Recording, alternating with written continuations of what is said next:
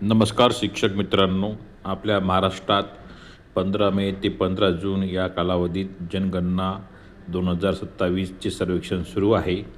तर या जनगणनाचे आपल्याला मानधन कधी मिळणार आहे आणि किती मिळणार आहे याबद्दल आज आपण या व्हिडिओमध्ये संपूर्ण माहिती घेणार आहोत।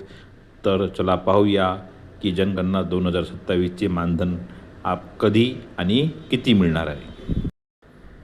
तर आपल्याला माहीत आहे की जनगणना 2027साठी प्रगणक व पर्यवेक्षक यांना 25,000 रुपये मानधन भारत सरकारने जाहीर केलेले आहे।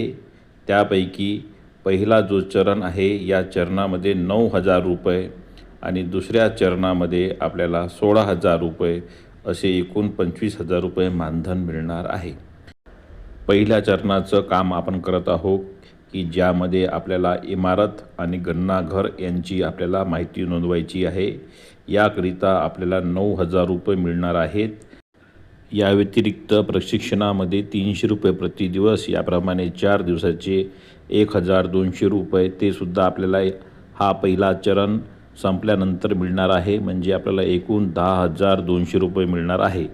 तर हे आपल्याला कधी मिळेल तर आपला जो पहिला चरण आहे तो पूर्ण झाल्यानंतर सरकारी नियम 2.3च्या नुसार आपला पहिला चरण झाल्यानंतर म्हणजे 15 जून नंतर आपले जे चार्ज अधिकारी आहे ते आपल्या खात्यामध्ये 10,200 रुपये जमा करतील।